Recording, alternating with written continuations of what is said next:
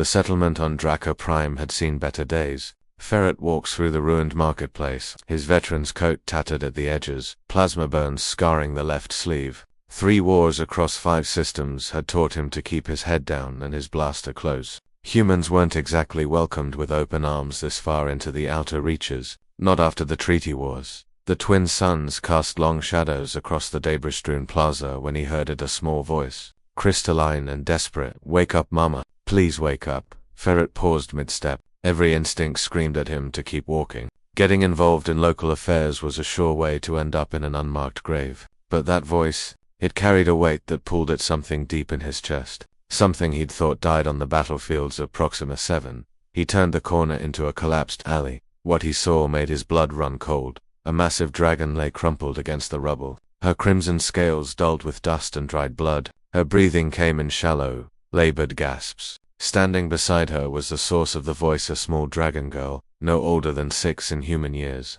Her scales shimmering like mother of pearl in the fading light. The child's amber eyes locked onto Ferret. For a moment, neither moved. Then she pointed at him with a tiny clawed hand. "Wake up, Mama. Maybe that human will help you." The adult dragon's eye cracked open, focusing on Ferret with difficulty. Recognition flashed across her reptilian features, and with it, shame. Dragons were proud creatures, apex predators who'd ruled Draco Prime for millennia before the Galactic Council had opened the planet to colonization. "Keep walking." "Human," the dragon rasped, her voice like grinding stone. "This is not your concern." The little girl Maya, he would learn later, clutched her mother's foreleg. "But Mama, you said humans are clever. You said they survive things even we cannot." Ferret should have walked away. The dragon was right, this wasn't his fight. He'd sworn off heroics after losing his entire unit trying to save a colony that didn't want saving. But as he looked at Maya's desperate, hopeful face, he saw every child he'd failed to protect, every innocent caught in crossfires he couldn't prevent. "Damn it," he muttered. Approaching cautiously, the mother dragon growled, a warning that vibrated through the ground. "I said leave. Human, we do not need your pity." "Good, because I'm fresh out of pity."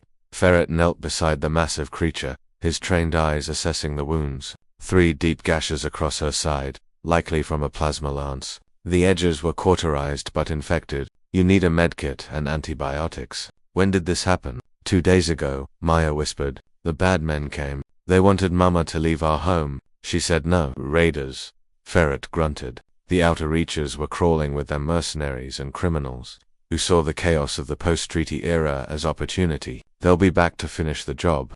The dragon's eye narrowed. "Then you should run while you can, human. When they return, they will not differentiate between witnesses."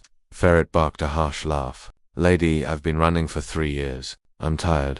He pulled out his emergency medkit, the one piece of military equipment he'd refused to abandon. "Your daughter asked for help. Seems rude to refuse." For a long moment the dragon studied him. Then, with great effort, she lowered her head in what might have been acceptance or simply exhaustion. Maya's face lit up like a supernova. "You'll really help Mama?" "Yeah, kid. But you need to help me too." Ferret handed her a scanner. "Hold this over the wounds while I work." What followed was an hour of tense, delicate work. Ferret cleaned the wounds with what little supplies he had, applied synthetic tissue patches, and injected broad-spectrum antibiotics designed for Terran biology but often effective on reptilian species. Maya proved to be a remarkably calm assistant, following instructions with a focus that reminded him of the medics he'd served with. "You're good at this," the mother dragon observed, her breathing already coming easier. "Had practiced, lost a lot of good people because I wasn't good enough." Barrett's jaw tightened. "Not losing anyone else if I can help it." "Why?" The dragon's question was simple but profound. "My kind has shown humans nothing but hostility since your species arrived. Why risk yourself?" Ferret paused, looking at Maya's trusting face. "Because your daughter asked, because she believed I could help when she had no reason to. Because maybe," he swallowed hard, "maybe that's the human thing to do. We're stubborn like that." A distant rumble echoed through the ruins. Ferret's head snapped up, his hand instinctively moving to his blaster. "That'll be the raiders. Can you move?" The dragon tested her limbs, wincing but managing to stand. "Not well, not fast enough. Mama, I'm scared. Mama, I'm scared." Ferret positioned himself between the dragons and the approaching sounds. His blaster hummed to life, the familiar weight somehow comforting. "Here's what humans do best," he said, checking his ammunition count. "We stand our ground when we have no logical reason to. We fight when the odds are impossible." We protect those who can't protect themselves, even when it's suicidal. The dragon's eyes widened with understanding and perhaps newfound respect. You'll die, probably. Ferret's grin was all teeth and no humor, but I'll buy you two enough time to get to safety. There's a medical station 3 clicks north. Go, human. I don't even know your name, Ferret. And you, Kethra, and I will remember this debt. Remember it by keeping your kid safe. That's payment enough. The first raider silhouette appeared at the alley entrance. Now go. Kethra hesitated only a moment before scooping Maya onto her back. As they fled into the ruins, Maya's voice drifted back. Thank you, Ferret. Thank you. Ferret raised his blaster, facing down 6 heavily armed raiders. Humanity? Fuck yeah, he thought. Maybe we are crazy. Maybe that's exactly what makes us dangerous. The first shot rang out, and Ferret smiled. Sometimes, being human meant being too stubborn to know when to quit.